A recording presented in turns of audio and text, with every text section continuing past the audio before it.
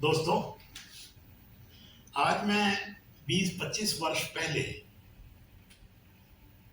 दिल्ली विधानसभा और दिल्ली सरकार के साथ हुए अपने उनके शैशव काल के कुछ अनुभव शेयर करना चाहता हूँ। आप जानते हैं, दिसंबर 1993 में दिल्ली में चुनाव हुआ, एक नई विधानसभा बनी। उस विधानसभा में बीजेपी बहुमत में आ गई, मदन लाल खुराना मुख्यमंत्री बन गए और एक लोकल एडवोकेट चरतीलाल गोयल वो दिल्ली के स्पीकर बन गए। अब इस विधानसभा में जितने भी लोग थे वो सारे फर्स्ट टाइमर थे, यानी वो पहली बार जीते हुए थे। 70 के 70 विधायक, एमएलए, मंत्री, मुख्यमंत्री, स्पीकर, चीफ मिनिस्टर सब के सब नए थे। और विधानसभा कैसे चलती है, क्या चलती है, क्या प्रोसीजर होता है, किसी को पूर्व अनुभव नहीं था। सचिवालय भी नया था। तो मुख्यमंत्री और स्पीकर साहब ने क्या किया, वो लोकसभा के स्पीकर के पास गए और उन्होंने मेरी सेवाएं वहां से मांग ली। मैं उससे पूर्व ना तो स्पीकर साहब को जानता था, दिल्ली के स्पीकर को, ना मुख्यमंत्री खुराना जी को, लेकिन मेरी सेवाएं उन्होंने, उस समय लोकसभा के अध्यक्ष थे शिवराज पाटिल, उनसे मेरी सेवाएं मांग ली। मैंने आके यहाँ ज्वाइन कर दिया विधानसभा में। तो विधानसभा के स्पीकर बड़े खुश हुए। उन्होंने कहा, आज से सारा विधायी कार्य आप देखेंगे। और जो सचिव थे, जो एक IAS अधिकारी थे, उन्होंने कहा बाकी का काम वो देखेंगे, सदन का काम आप देखेंगे। तो मैंने कहा ठीक है। मैंने कर्सी काल की राजनिवास में, तो मुझे बताया गया कि आपकी पहली प्रायोरिटी ये है कि दिल्ली विधानसभा के नियम बनाइए, क्योंकि जो उस समय NCT एक्ट के हिसाब से जो नियम दिल्ली पर लागू थे वो बिल्कुल ही मिसफिट थे। NCT एक्ट में यह लिखा हुआ था कि जब तक विधानसभा अपने नियम ना बनाए रहे, उत्तर प्रदेश के नियमों के अनुसार विधानसभा की कार्रवाई चलेगी। अब उत्तर प्रदेश के नियम तो दिल्ली पे फिट ही नहीं बैठ सकते, और ना बैठ रहे थे। कारण यह है कि उत्तर प्रदेश एक फुल फ्लैज पावरफुल राज्य था, दिल्ली एक केंद्र शासित प्रदेश है। दूसरी बात, उत्तर प्रदेश में 2 सदन है, एक विधानसभा है, एक विधान परिषद है। दिल्ली में तो एक ही सिर्फ सदन है। तीसरी बात, ये उत्तर प्रदेश में सदन की बैठकें शुरू होती है 11 बजे दिन में, और दिल्ली विधानसभा की बैठकें शुरू होती हैं 2 बजे अपराह्न, आफ्टरनून में, जैसे इंग्लैंड की हाउस ऑफ कॉमन्स में होती हैं, उनकी भी तो 2:30 बजे शुरू होती है। और चौथी और सबसे बड़ी बात यह है कि उत्तर प्रदेश के रूल ऐसी हिंदी में लिखे हुए थे कि जो बड़ी क्लिष्ट थी, बार बार पढ़ने में भी उसका क्लियर मीनिंग समझ नहीं आता था, ना अधिकारियों को और ना विधायकों और मंत्रियों को। तो इसलिए भी दिल्ली पर नए रूल बनाने की अर्जेंसी थी, और बार बार राजनिवास प्रेस कर रहा था, जल्दी रूल बनाइए, रूल बनाइए। तो एक दिन तंग आकर, खींच कर, मैंने उपराज्यपाल के उस अधिकारी को यह कह दिया कि मेरे को पहले सबसे आप अपने पत्ते खोलिए।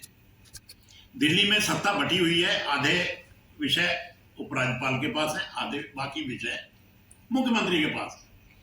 पहले आप मुझे बताइए कि क्या राजनिवास ये चाहेगा कि उसके पास जो विषय है, अर्थात land, police, law and order services, क्या उन विषयों पर राजनिवास चाहेगा कि विधानसभा में चर्चा हो, सवाल जवाब हो, अकाउंटेबिलिटी ली जाए, कमेटियों की मीटिंग में अफसर आए,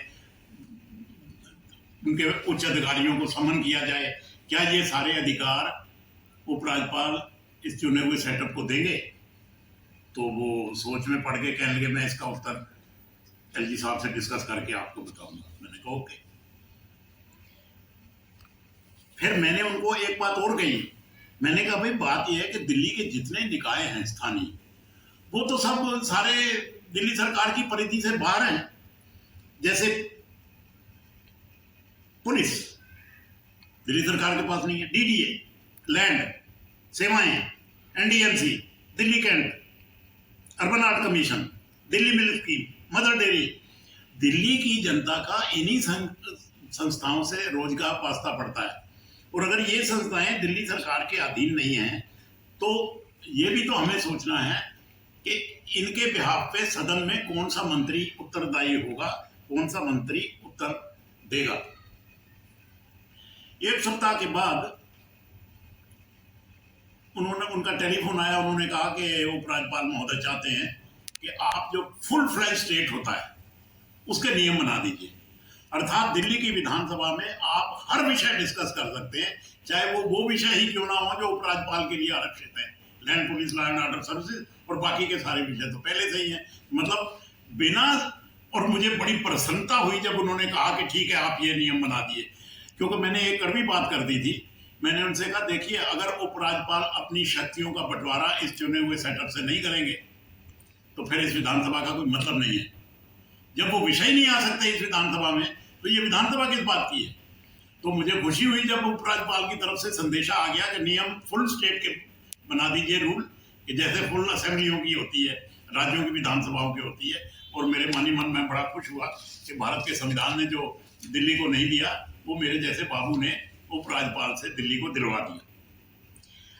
अब हुआ ये कि अच्छा, उपराज्यपाल साहब की भी दरियादिली देखिए। उन्होंने जैसे एक तश्तरी में परोस के अपनी ताकत दे दी जाती है ना, तो उन्होंने एक तश्तरी में परोस के विधानसभा और दिल्ली सरकार को अपनी शक्तियां दे दी। जब उन्होंने ऐसा किया तो मैं तो रूल बनाने में मस्त था, लेकिन मैंने ये सोचा, मुझे एक फिल्म याद आ गई। एक शाहरुख खान की फिल्म थी, दिल वाले दुल्हनिया ले जाएंगे। उसमें अमरीश पुरी एक डायलॉग बोलते हैं कि जा सिमरन जा, कुछ ऐसा बोलते हैं ना, जी ले अपनी जिंदगी। तो कुछ इसी तरह की बात उपराज्यपाल ने कर दी, तश्तरी पे थारी अपनी शक्तियां परोस कर इनको दे दी, लो भाई लो, चलाओ अपने आप, चलाओ दिल्ली। अब सारी शक्तियां विधानसभा और दिल्ली सरकार को देने का अर्थ ये हो गया कि विधानसभा शक्तिशाली हो गई, स्टैंडर्ड ऑफ डिबेट बढ़ गया, विधायकों की रुचि बढ़ गई उन कामों में। और हालत ये हो गए कि दिल्ली सरकार के स्कूलों की लंबी चौड़ी लिस्ट हमारे पास पड़ी रहती थी। स्कूलों के बच्चे आके सदन की कार्रवाई देखने को इच्छुक होते थे, दर्शक दीर्घा में बैठकर। दिल्ली के सारे पब्लिक स्कूल ये चाहते थे कि अपने बच्चों को पार्लियामेंट्री सिस्टम दिखाएं, ग्रास रूट लेवल की डेमोक्रेसी कैसे काम करती है वो दिखाएं। उसके लिए उनको आसान तरीका यही लगता था कि दिल्ली विधानसभा की कार्रवाई भी दिखा दो, तो वो कार्रवाई के लिए लाइनें लगा करती थी। एक जमाना वो भी था। इसका स्तर ऐसे बढ़ गया। हम उस विधानसभा में उन विभागों के अफसर इस विधानसभा में बुलाए जाते थे, जैसे वाइस चेयरमैन डीडीए जो लैंड का विषय है, पुलिस कमिश्नर। मुझे याद है एक अवसर पर सदन में पुलिस कमिश्नर को बुलाने की बात आई, क्योंकि सदन में कानून व्यवस्था पर चर्चा होनी थी। चीफ सेक्रेटरी और पुलिस कमिश्नर ये दोनों एक तरफ हो गए कि नहीं, आप हमें कैसे बुला सकते हैं विधानसभा में, हम तो विधानसभा के प्रति उत्तरदायी नहीं है। तो हमने उनसे ये कहा कि देखिए, हम कोई आपसे सवाल जवाब करने के लिए नहीं बुला रहे हैं, हम सिर्फ ये चाहते हैं कि आप जो विधायक समस्याएं रखेंगे उन्हें सुन लें। तो जब उन्होंने आनाकानी की तो मैंने मुख्यमंत्री और स्पीकर साहब से कहा कि आना तो इनको पड़ेगा। तो कुल मिला के उन दोनों के माध्यम से उपराज्यपाल को कहा गया कि पुलिस कमिश्नर को बोलिए आप आएंगे। वो विधानसभा अवॉइड नहीं कर सकते। ये जो लोग 70 हैं, ये दिल्ली की 1.5 करोड़ जनता का प्रतिनिधित्व करते हैं। उस समय दिल्ली की आबादी 1.5 करोड़ के लगभग ही थी, इसलिए पुलिस जनता के लिए है, जनता पुलिस के लिए नहीं है। तो चीफ सेक्रेटरी साहब कहने लगे क्या है ये 70 एमएलए तो है। मैंने कहा गलत कह रहे हैं आप, ये 70 एमएलए नहीं है, ये दिल्ली के 1.5 करोड़ लोग हैं और पुलिस को इनके पास आना पड़ेगा। और फिर हम उनसे कोई सवाल जवाब थोड़ा कर रहे हैं, हम सिर्फ ये चाह रहे हैं पुलिस कमिश्नर आए, सदन में इनका दुखड़ा सुन लें, इनकी प्रॉब्लम क्या है, समस्याएं क्या है वो सुन लें।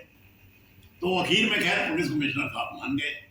और जिस दिन उन्होंने आना था उस दिन एक रोचक बात है, उनके एक पीए का अधिकारी का मुझे फोन आया कि सीपी साहब पूछ रहे हैं कि मैं क्या पहन के आऊं।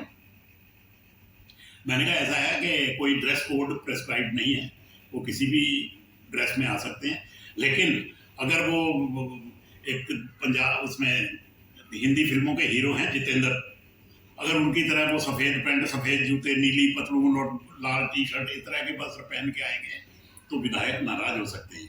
इसलिए आप सीपी साहब को कहिए वो अपनी पूरी यूनिफॉर्म में आए, अपने बैज वैज सब मेडल लगा के जब प्रोटोकॉल होता है उसमें आए और अपने हाथ में वो मुट्ठा सा रखते हैं, बड़ा डंडा रखते हैं, बैटन बोलते हैं जिसको, वो भी पहन के आए, बिल्ले लगा के आए।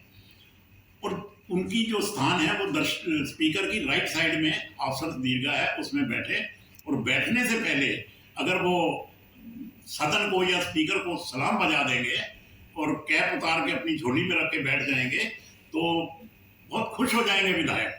फिर उन पर कोई अटैक नहीं होगा, हमले नहीं होंगे, क्योंकि अगर कोई पुलिस कमिश्नर के अगेंस्ट बोलेगा ना तो सदन में पुलिस कमिश्नर बोल सकते, ना मैं बोल सकता। तो मैंने उनको ये टिप दी थी कि आप ये अगर कर देंगे तो विधायक और विधानसभा गदगद हो जाएगी, और उन्होंने यही किया। और बल्कि जब वो जा रहे थे तो उनके एक अधिकारी ने मेरे से कहा कि आप तो इन विधायकों की नस नस जानते हैं।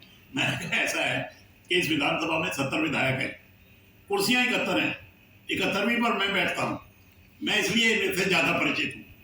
तो कुल मिला के ये हुआ कि वो पुलिस कमिश्नर वाला एक इंसिडेंट ऐसा बन गया कि विषय हो या ना हो तो भी उनको आना पड़ेगा, और वो आए भी। अब उनके बाद जितने मुख्यमंत्री आए उनके कार्यकाल में सारे ही सब्जेक्ट डिस्कस होते थे, कमेटियों में भी, सदन में भी सारे विषय होते थे, और परफेक्ट होमोजेनिटी से सदन चलता रहा। कोई टकराव, कम से कम मैंने तो 4 मुख्यमंत्रियों के साथ काम किया, राजनिवास से कभी कोई टकराव नहीं हुआ। लेकिन अभी कुछ रिसेंट 8-10 सालों में मैंने देखा है कि कुछ मर्यादाएं गिरी हैं। सदन के भीतर कुछ क्रांतिवीर उपराज्यपाल पर हमला कर देते हैं, जो कि सब्सटेंटिव मोशन के बिना किसी भी हेड ऑफ स्टेट को आप डिस्कस ही नहीं कर सकते, चाहे वो केंद्र में राष्ट्रपति हों या राज्यों में गवर्नर हों या यूटीज में एलजीज हों, क्योंकि ये नियमावली है। लेकिन सदन में उपराज्यपाल के ऊपर हमले होने शुरू हो गए। एक अवसर ऐसा आया कि उपराज्यपाल क्रुद्ध होकर राजनिवास ने अपने जो अधिकार विधानसभा को दे दिए थे चर्चा करने के लिए, सवाल जवाब पूछने के लिए वगैरह, वो अपने सारे अधिकार वापस ले लिए। चीफ सेक्रेटरी और विधानसभा सचिव को कह दिया कि मेरे विषय पर कोई सवाल विधानसभा मत लगाओ। तो मैं कभी कभी सोचता हूँ कि सारी खींचतान में नुकसान किसका हो गया? नुकसान तो दिल्ली की जनता का हो गया। Thank you very much.